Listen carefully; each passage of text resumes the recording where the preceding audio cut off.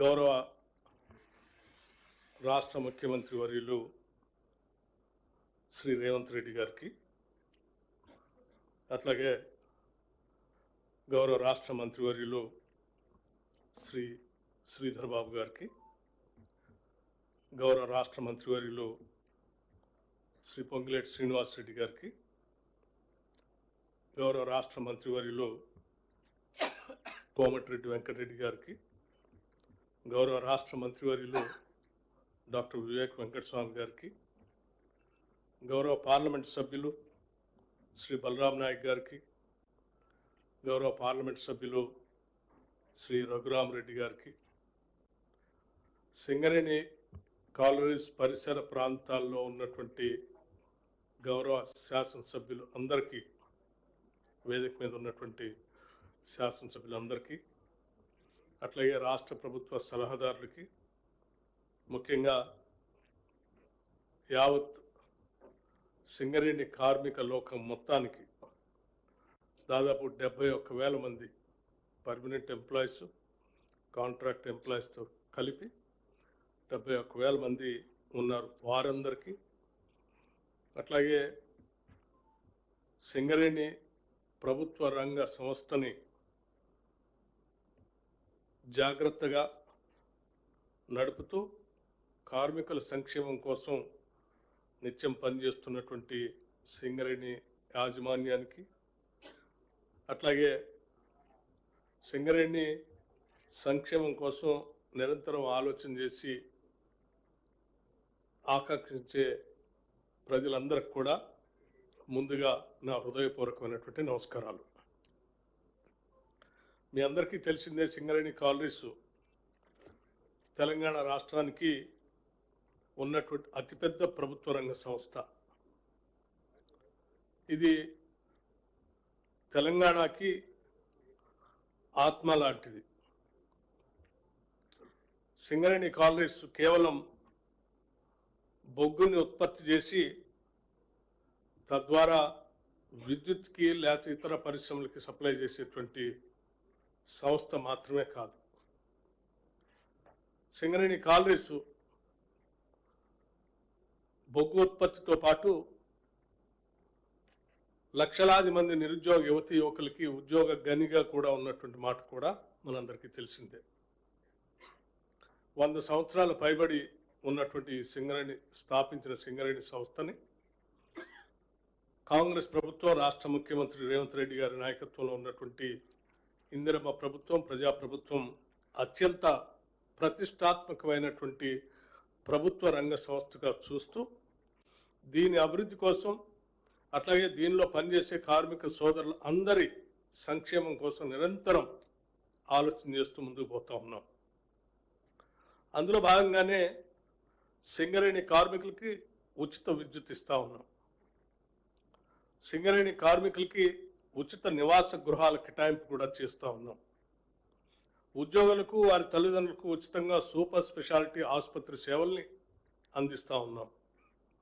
సింగరేణి పాఠశాలలు, విద్యా సంస్థలో ఉద్యోగులకు, పిల్లలకు ఉచిత విద్య అందించే కార్యక్రమాన్ని కూడా పెద్ద ఎత్తున తీసుకొని పోతా ఉన్నాం. ఎంసెట్, నీట్ తదితర పోటీ పరీక్షల్లో సత్తా చాటి ఉద్యోగులకి, వారి పిల్లలకి మెరిట్ స్కాలర్షిప్ కూడా పెద్ద ఎత్తున అందిస్తూ ఉన్నాం. ఐఐటి, ఐఐఎంలో చదివే ఉద్యోగుల పిల్లలకు ట్యూషన్ ఫీజు రియంబర్స్మెంట్ కూడా ఏర్పాటు చేస్తూ ఉన్నాం. క్వార్టర్లో ఉండే ఉద్యోగులకు ఉచిత కరెంట్, ఉచితంగా ఏసీ కనెక్షన్ల ఏర్పాటు కూడా చేస్తూ ఉన్నాం. కోల్ ఇండియాలో లేని 10 రకాల అలవెన్స్లు ఉద్యోగులకి సింగరేణి కాలనీస్ ద్వారా చెల్లింపు చేస్తూ ఉన్నాం. గత ఏడాది ఒక్క ఉద్యోగ సంక్షేమానికి సగటున 5 లక్షల రూపాయలను వెచ్చించినటువంటి సంస్థ కూడా ఈ రాష్ట్రంలో, దేశంలో ఏదో ఉందంటే అది సింగరేణి సంస్థ మాత్రమే.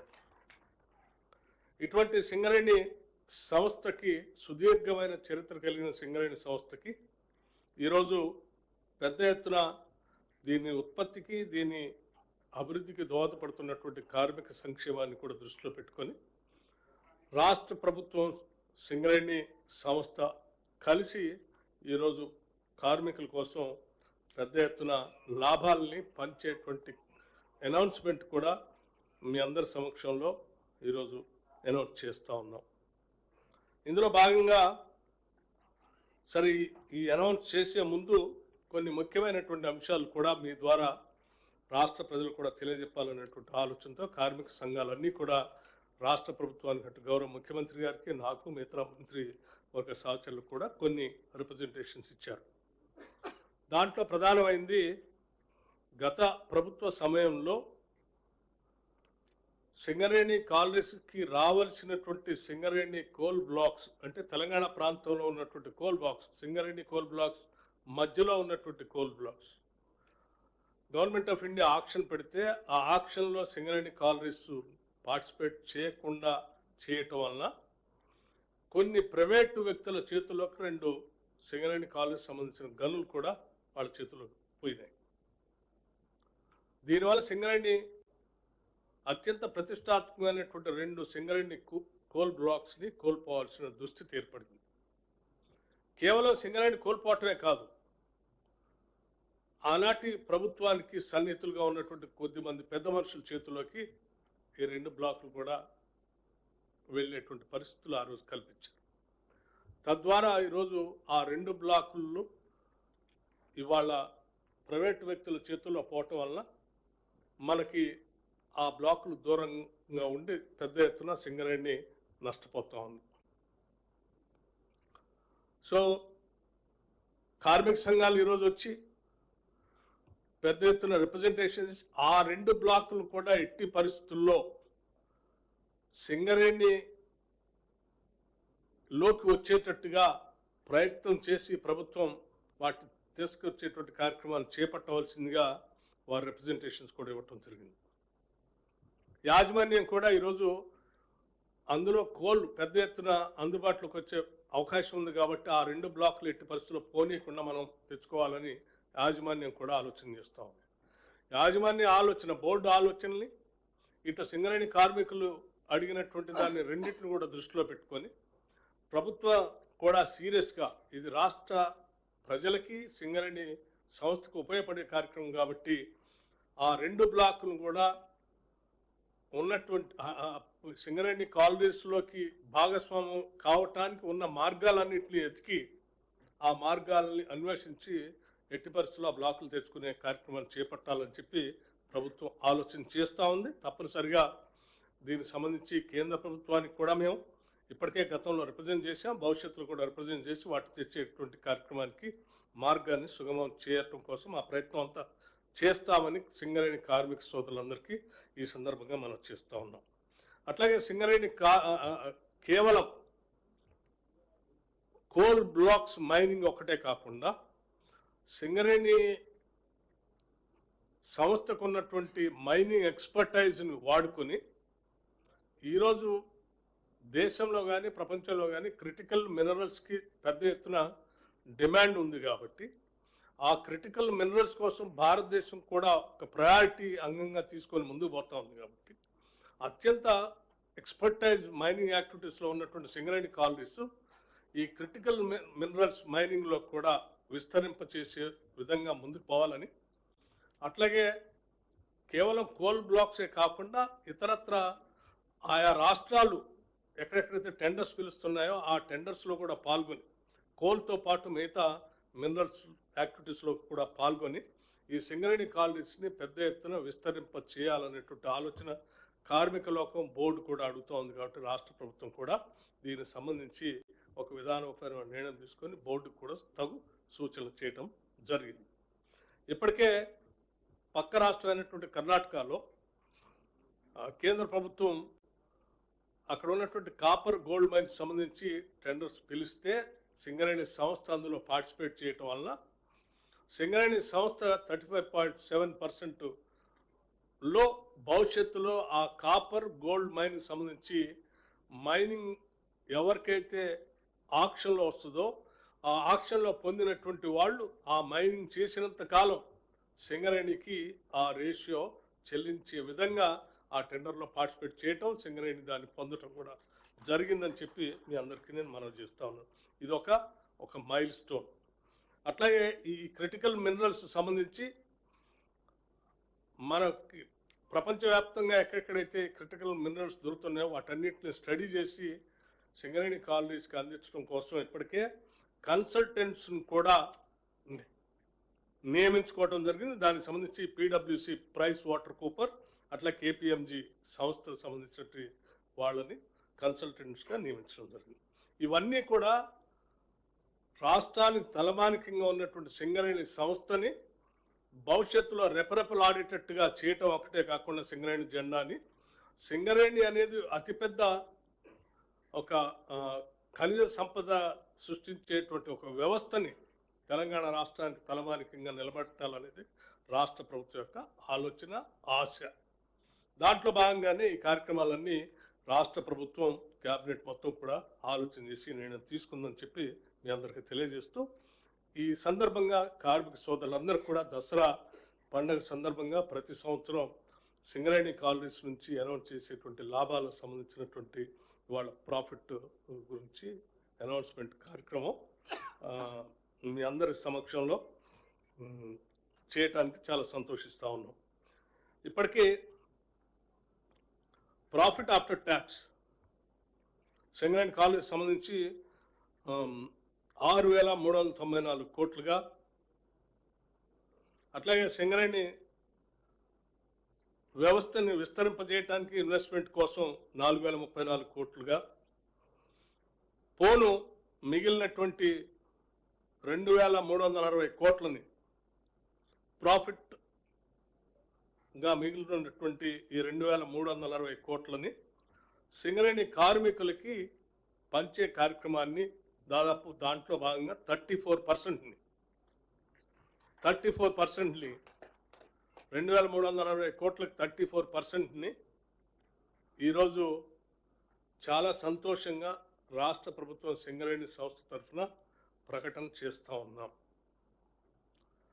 ఇది ఈ 34% ద్వారా వచ్చేటువంటి ఈ నగదుని సింగరేణి కాలనీస్లో ఉన్నటువంటి 41,000 మంది ఎంప్లాయీస్కి, అట్లాగే కాంట్రాక్ట్ ఎంప్లాయీస్గా ఉన్నటువంటి 30,000 మందికి పంచబట్టడం జరుగుతూ ఉంది. దీనివల్ల సింగరేణి కాలనీస్లో ఉన్నటువంటి ఎంప్లాయీస్కి ఒక్కొక్క ఎంప్లాయీకి 1,95,610 రూపాయలు ఈ సందర్భంగా పండగ సందర్భంగా పంపిణీ చేసే కార్యక్రమాన్ని ప్రకటిస్తూ ఉన్నాం. 1,00,000 నేను మళ్ళొకసారి చెప్తా ఉన్నాను, ప్రతి కార్మిక సోదరుడి కుటుంబాలకి 1,95,610 కోట్లు 610 రూపాయలు 1,95,610 రూపాయలు ప్రతి కార్మికుడికి దీని ద్వారా పంపిణీ జరగబోతా ఉంది. ఇకపోతే 30,000 మంది కాంట్రాక్ట్ వర్కర్స్ ఉన్నారు. సింగరేణి చరిత్రలో ఇంతవరకు ఎప్పుడు కూడా వాళ్ళకి లాభాల్లో వాటా పంపిణీ చేసే కార్యక్రమం ఎప్పుడు జరగలేదు. కాంగ్రెస్ ప్రభుత్వం, ఇందిరమ్మ ప్రభుత్వం వచ్చిన తర్వాత గౌరవ ముఖ్యమంత్రి గారు, మంత్రిమండలి మొత్తం కూడా ఒక ఆలోచన చేసింది.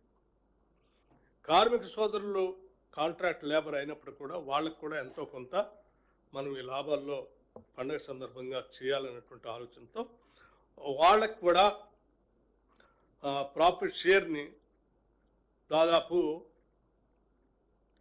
ప్రతి ఎంప్లాయీకి 5,500 రూపాయల లెక్క 5,500 రూపాయల లెక్క పంపిణీ చేసే కార్యక్రమాన్ని చేస్తూ ఉన్నాం. మొత్తంగా 819 కోట్ల రూపాయలని మొత్తంగా 819 కోట్ల రూపాయలని సింగరేణి కార్మిక సోదరుల కోసం ఈరోజు వాళ్ళకి పండుగ సందర్భంగా ప్రకటన చేస్తూ ఉన్నాం. ఇవి కాకుండా దీపావళికి సంబంధించినటువంటి ప్రకటన చేసే కార్యక్రమం కూడా ఉంది. అది కూడా దీపావళి పండుగ సందర్భంగా ఆ పండుగ ముందు దాన్ని కూడా ప్రకటిస్తామని ఇప్పుడే ప్రకటన చేస్తూ, ఆ అమౌంట్ ఎంత ఏంటనేది ఆ దీపావళి పండుగ ముందు దాన్ని ప్రకటన చేస్తాం. సో ఇవన్నీ చేస్తూ కార్మిక కుటుంబాలందరికీ ఒకటే విజ్ఞప్తి చేస్తా ఉన్నాం. సింగరేణి సంస్థ మన తల్లి లాంటిది. ఈ సంస్థని, వ్యవస్థని కాపాడుకోవాల్సిన బాధ్యత మనందరిపైన ఉంది. దాన్ని అరచేతిలో పెట్టుకొని మనం ఎంతకాలం కాపాడుకోగలిగితే గుండెలాగా అది మనందరికీ రక్త ప్రసరణ చేసినట్టుగా ఆదాయాన్ని, లాభాలను కూడా పంపిణీ చేస్తుంది. సో దయచేసి కార్మిక సోదరులందరికీ మేము దీని లాభాలు పంచుతూ మీ అందరూ కూడా ఒకటి విజ్ఞప్తి చేస్తున్నాం. సింగరేణి సంస్థను కాపాడుకోవడం కోసం పెద్ద ఎత్తున మీరందరూ కూడా ఆలోచన చేసి భాగస్వాములు కావాలని చెప్పి విజ్ఞప్తి చేస్తూ పండగ సందర్భంగా దీన్ని ప్రకటిస్తున్నందుకు ప్రభుత్వం తరఫున మాకు అట్లాగే అందరికీ సంతోషంగా ఉందని చెప్పి తెలియజేస్తూ గౌరవ ముఖ్యమంత్రి గారిని వారి సందేశాన్ని ఈ రాష్ట్రానికి కార్మిక సోదరులకి ఇవ్వవలసిందిగా విజ్ఞప్తి చేస్తా ఉన్నాను. Thank you.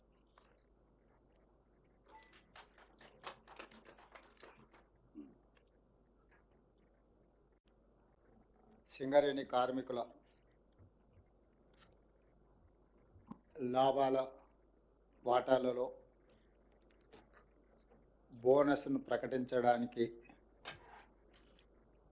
ఏర్పాటు చేసిన ఈ పత్రికా సమావేశానికి బాధ్యత వహించిన మిత్రులు ఉప ముఖ్యమంత్రి వర్యులు బట్టి విక్రమార్క గారు, సహచార మంత్రివర్గ సోదరులు, పార్లమెంట్ సభ్యులు, శాసన మండలి సభ్యులు, శాసన సభ్యులు, ఉన్నతాధికారులు,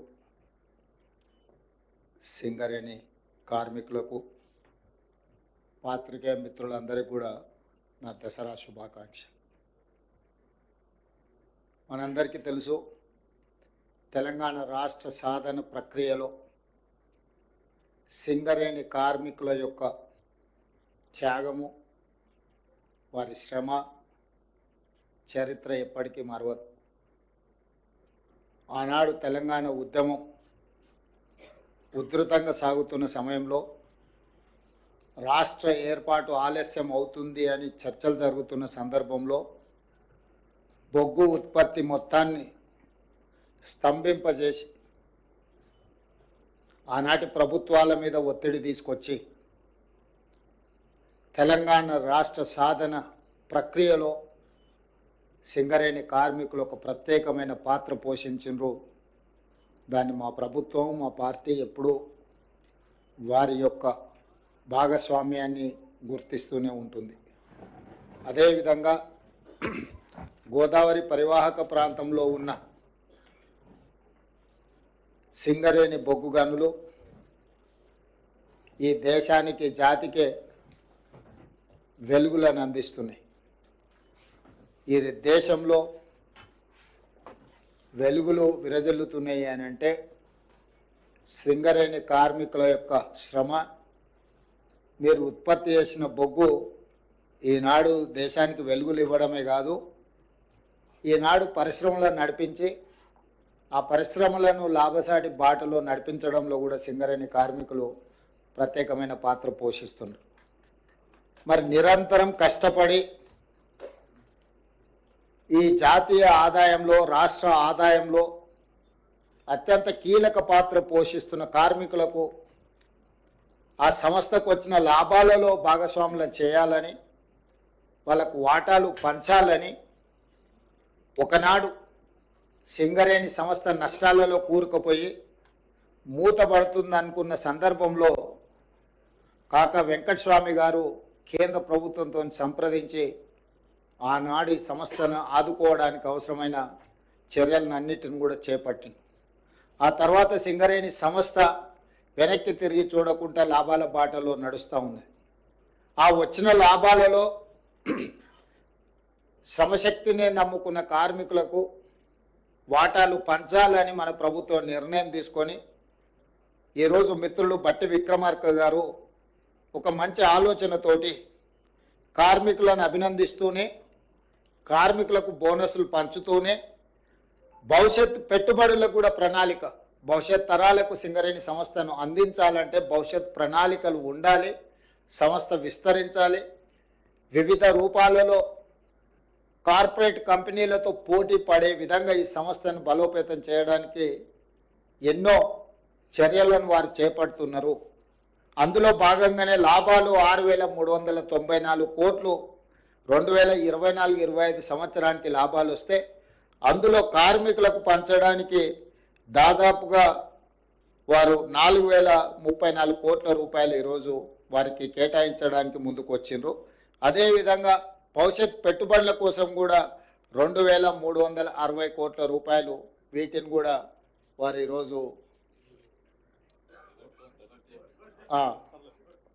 భవిష్యత్ పెట్టుబడుల కోసం 4034 కోట్ల రూపాయలు, కార్మికులకు బోనస్లు పండుగ సందర్భంగా ఇవ్వడానికి 2360 కోట్ల రూపాయలు. ఇవి 41,000 పర్మనెంట్ కార్మికుల కోసం ఈ బోనస్.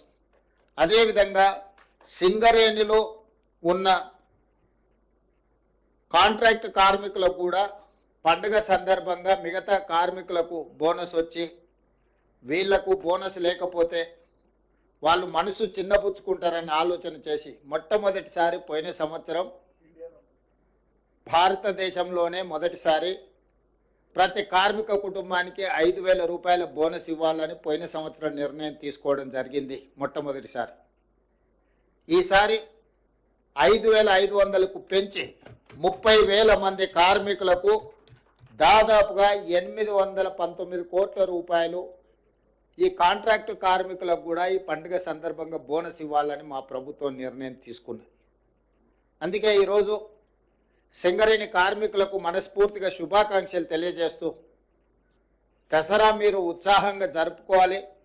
ఈ దసరా పండుగ మనలో నూతన ఉత్తేజాన్ని నింపాలి. సింగరేణి సంస్థ మరింత లాభాల బాటలో నడవాలి.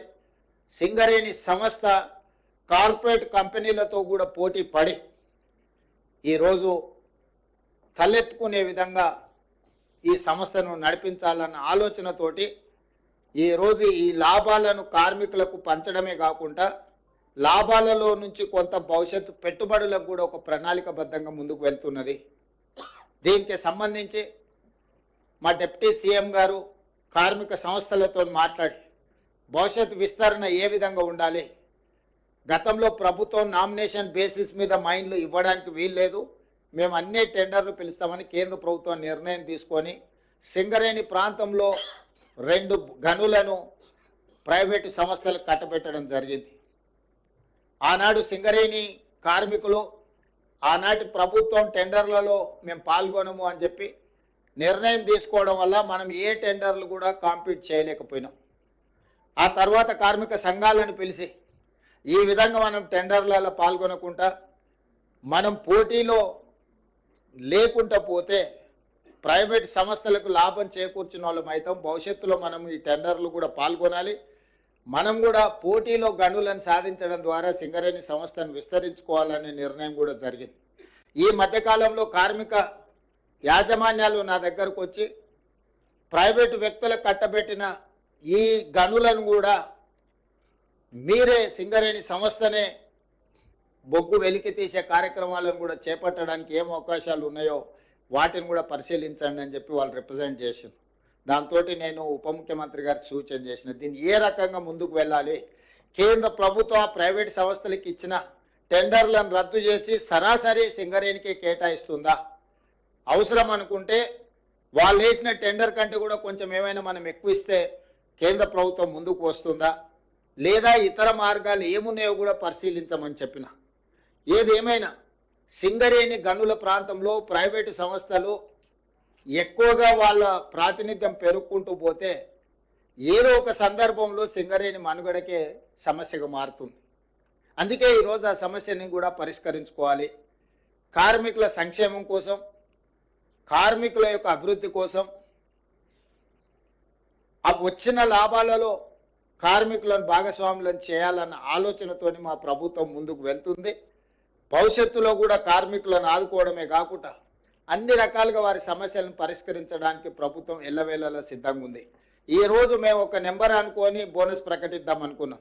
కానీ శ్రీధర్ బాబు గారు ఆ ప్రాంతంలో ఉండే శాసనసభ్యులను అందరినీ తీసుకొని వచ్చి, లేదు ఇంకా కొంచెం పెంచండి, 11 గంటలకు మీకు అందరికీ ఈ సంతోషకరమైన ప్రకటన చేద్దామని మేము అనుకుంటే వారు వచ్చి గంట సేపు హర్తాలు చేసి దాన్ని ఇంకా కొంచెం పెంచి వారితో పాటు మిగతా శాసనసభ్యులందరూ కూడా పెంచాలి, వీలైనంత మేరకు వాళ్ళను ఆదుకోవాలి. మేము అక్కడికి వెళ్ళిన తర్వాత వాళ్ళందరినీ కార్మిక సంఘాలను కార్మికులను కలిసేది ఉంటుందని వారు చెప్పడం, సూచన చేయడం, మేము అనుకున్న దానికంటే కూడా కొంచెం బోనసు పెంచే నిర్ణయం తీసుకొని వచ్చి ఈ పత్రికా సమావేశంలో ఈరోజు అనౌన్స్ చేసినాం. దసరా పండుగకి ఈ బోనస్ ఇస్తున్నాం. కోల్ ఇండియా నుంచి మన భాగస్వామ్యంతో వచ్చే వాటిని దీపావళికి మళ్ళొకసారి కార్మికులకు బోనస్ ప్రకటిస్తారు.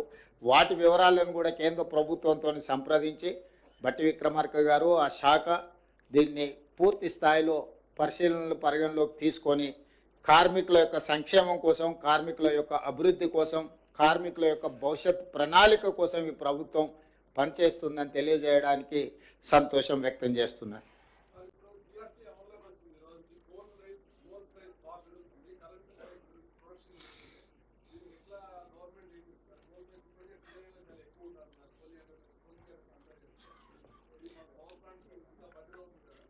అంటే దీన్ని సహేతుకంగా ప్రభుత్వం పరిశీలిస్తుంది. దీంట్లో రకరకాల సమస్యలు ఉన్నాయి. ఇప్పుడు కోల్ ఇండియా ఒక రేట్కి ఇస్తుంది, సింగరేణి ఇంకొక రేట్కి ఇస్తుంది, ఓపెన్ మార్కెట్లో ఇంకొక రకంగా ఉంది, ఇంపోర్ట్ కోల్ రేట్లు ఇంకొక రకంగా ఉన్నాయి.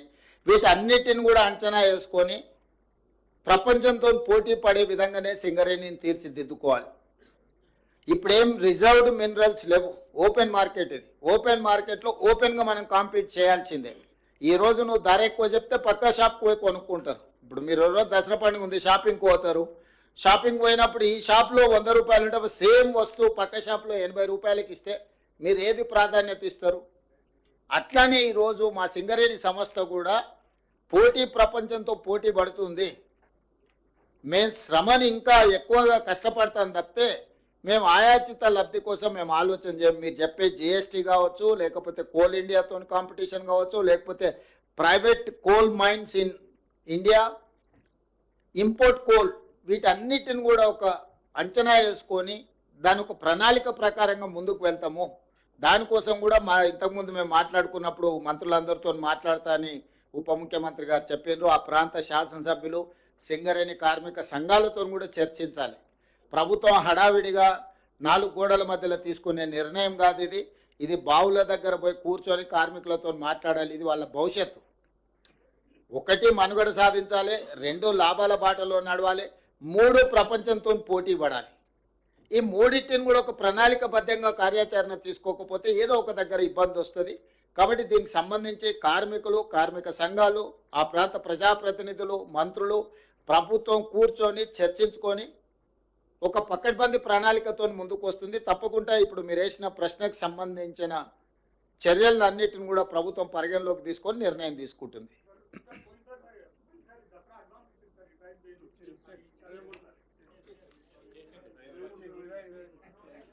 ఇచ్చారు రాహుల్ కొంచెం లేట్ ఉన్నట్టున్నాడు, రాత్రి అంతా వర్క్ చేసి. రాహుల్కి ఒకసారి చెప్పండి.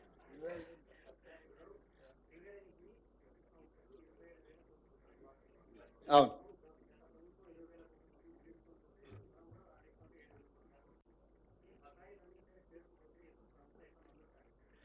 ఇది చాలా సున్నితమైన తీవ్రమైన సమస్య.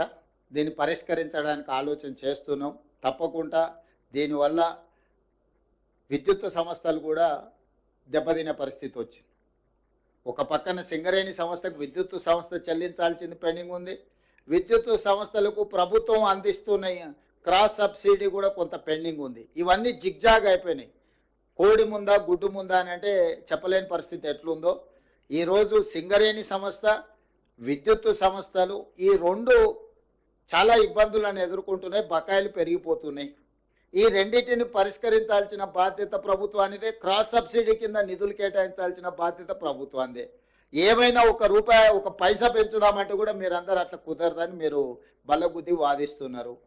పెంచకుండా, ఆదాయం పెరగకుండా మనం దీనికి సంబంధించిన ఏ రకంగా బ్యాంకు లోన్లు కానీ, రేట్ ఆఫ్ ఇంట్రెస్ట్ కానీ వీటన్నిటిని తగ్గించుకోవడము లేదు. మనం మార్కెట్లో కలెక్షన్స్లో ఎక్కడైనా ల్యాప్సెస్ ఉన్నాయా, ట్రాన్స్మిషన్ లాసెస్ ఏమన్నా ఉన్నాయా, వీటన్నిటిని కూడా పరిగణలోకి తీసుకొని ఈరోజు ప్రభుత్వం ఒక ప్రణాళికతో రావాలని అనుకుంటున్నాం. తప్పకుండా సింగరేణి బకాయిలను దృష్టిలో పెట్టుకుంటాం, విద్యుత్ శాఖకు సంబంధించిన బకాయిలను కూడా దృష్టిలో పెట్టుకొని ప్రభుత్వం నిర్ణయం తీసుకుంటుంది.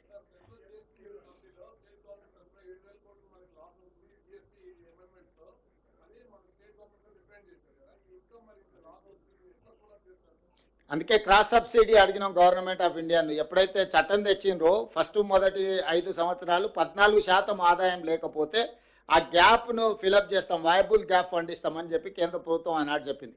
ఈ రోజు కూడా ఇప్పుడు వస్తున్న ఆదాయానికి ప్రభుత్వం తీసుకొచ్చిన నిర్ణయాల వల్ల సరళీకృత విధానాలు కానీ లేకపోతే ట్యాక్స్ స్లాబ్స్ మార్చడం వల్ల వచ్చిన సమస్యను ఆ గ్యాప్ను కూడా కేంద్ర ప్రభుత్వమే ఫిలప్ చేయాలి. ఎందుకంటే ఈ ఆదాయం ప్రకారం మేము మా లైఫ్ని ప్రణాళిక చేసుకున్నాం. మాకింత ఆదాయం వస్తుంది, ఈ ప్రకారం ప్రతి నెల ఇంత ఖర్చు పెట్టాలని మేము నిర్ణయం తీసుకుంటే కేంద్ర ప్రభుత్వం ఉన్న ఫలంగా ఒక కోణంలో ఒక నిర్ణయం తీసుకున్నారు. కాబట్టి ఈ గ్యాప్ను కొన్ని రాష్ట్రాలకు సరిగ్గా ఉండొచ్చు, కొన్ని రాష్ట్రాలకు తక్కువ ఉండొచ్చు. తక్కువ ఉండే రాష్ట్రాలకు అన్నిటికీ ఈ గ్యాప్ను ఫిలప్ చేయాల్సిన బాధ్యత కేంద్ర ప్రభుత్వానికి ఉంది. అందుకే జరిగిన జిఎస్టీ కౌన్సిల్ మీటింగ్లో ఉప ముఖ్యమంత్రి గారు స్పష్టంగా కేంద్ర ప్రభుత్వానికి నివేదిక అందించడం జరిగింది. ఎగ్జాక్ట్గా మాకు ఎంత రావాలనో నెక్స్ట్ 5 years అట్లీస్ట్. మొదట్లో చట్టం తెచ్చినప్పుడు 14% కంటే ఆదాయం తగ్గిన రాష్ట్రాలకు వైబుల్ గ్యాప్ ఫండ్ ఎట్లా ఇచ్చిండ్రో, ఇప్పుడు ఒక కొత్త second phase of liberalisation or otherwise amendment of GST చట్టం తెచ్చిరో, ఇప్పుడు కూడా విజిఎఫ్ అనేది నెక్స్ట్ 5 సంవత్సరాలకు కేంద్ర ప్రభుత్వం అమలు చేయాలి. ఎవ్రీ ఇయర్ ఎట్లయితే పెరుగుతుందో ఆ గ్యాప్ను వాళ్ళు ఫిలప్ చేయాలి, వాళ్ళ బాధ్యత. మేము ప్రకటించేస్తాం, మేము నిర్ణయాలు తీసుకుంటాం, మీరు మీ చావు మీరు చావండి అని మోడీ గారు అనుకున్నా ఇంకెవరు అనుకున్నా అది మంచిది కాదు. ఈ రాష్ట్రానికి నష్టం వస్తుంది. నేను కిషన్ రెడ్డి గారికి విజ్ఞప్తి చేస్తున్నా, తక్షణమే ఈ రాష్ట్రానికి ఎంత నష్టం వస్తుందో మీరు ఉప ముఖ్యమంత్రి గారు మీకు ఒక లేఖ రాస్తారు, దాన్ని తీసుకొని మోడీ గారి దగ్గర కేంద్ర ప్రభుత్వంతో మాట్లాడి రాష్ట్రానికి జరిగే నష్టాన్ని కేంద్ర ప్రభుత్వం పూడ్చాలి అని చెప్పి ఈ ప్రభుత్వం డిమాండ్ చేస్తుంది.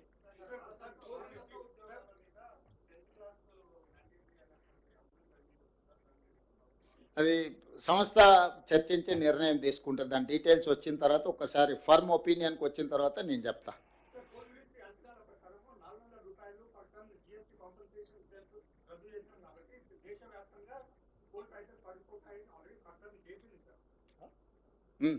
అయితే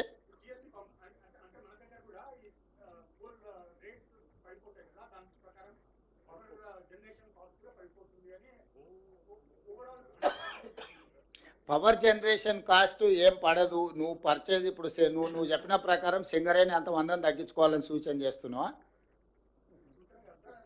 అంటే మీరు చెప్పేది అట్లనే ఉంది కదా, అందుకే ఇవన్నీ కూడా అవును తీసేస్తాను. తగ్గినప్పుడు ఆటోమేటిక్గా తగ్గితే పవర్ ప్రొడక్షన్ కాస్ట్ తగ్గుతుంది కదా అని చెప్తున్నాడు. జిఎస్టీ అమౌంట్ తగ్గుతుందని నాకు అర్థమైంది. రాహుల్ అడిగింది, కాకపోతే రాహుల్ కొంచెం మడతపెట్టి అడుగుతున్నా, అందుకే స్పష్టత కోరుకుంటున్నా. Anyway thank you. ఒక్కటే నిమిషం. ఈ మొత్తం ప్రక్రియలో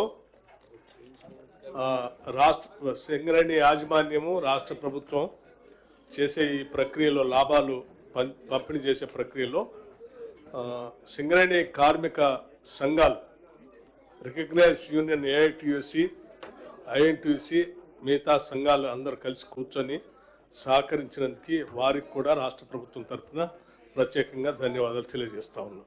నమస్కారం.